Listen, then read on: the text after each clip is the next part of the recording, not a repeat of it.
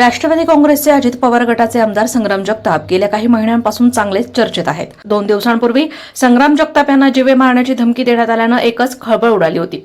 अखेर धमकी देणाऱ्याला हैदराबाद येथून अटक करण्यात आली आहे, पण आरोपी मूळ बीडचा असल्याचीही माहिती समोर आली आहे। आमदार संग्राम जगताप यांचे खासगी स्वीय सहाय्यक सुहास शिरसाठ यांच्या मोबाईलवर टेक्स्ट मेसेजद्वारे संग्राम जगताप यांना जीवे मारण्याची धमकी देण्यात आली होती। त्यानंतर स्वीय सहाय्यकाच्या तक्रारीवरून अहिल्यानगरमधील कोतवाली पोलीस ठाण्यात अदखलपात्र गुन्हा दाखल झाला। मोबाईलवर आलेल्या या मेसेजमध्ये संग्राम को 2 दिन के अंदर खत्म करूंगा असा थेट जीवे मारण्याचा इशारा देण्यात आला होता।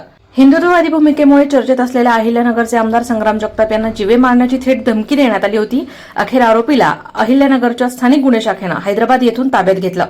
अनीस अहमद हनीफ शेख मूळचा चकलांबा जिल्हा बीड येथील असून सध्या तो नारेगाव संभाजीनगर येथे वास्तव्याला आहे। धमकीच्या पार्श्वभूमीवर कोतवाली पोलीस ठाण्यात गुन्हा दाखल करण्यात आला होता। दरम्यान स्थानिक गुन्हे शाखेच्या पथकानं पोलीस निरीक्षक दिनेश आहेर यांच्या नेतृत्वाखाली हैदराबादमध्ये सापळा रचून आरोपीला ताब्यात घेतलंय। प्रतिनिधी दीपक कासवा, अहिल्यानगर।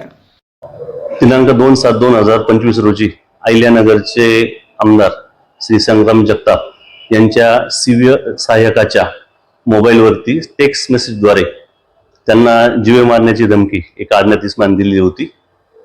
तसेच एक अल्पवयीन मुलीच्या इंस्टाग्राम अकाउंटवरती अश्लील मेसेज पण त्यांनी केलेले होते।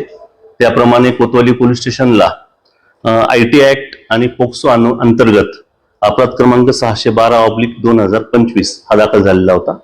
सदर गुन्ह्याच्या तपासामध्ये आरोपी अनीश मोहम्मद हनीफ राहणार चकलंबा जिल्हा बीड याचा समावेश आढळून आलेला होता।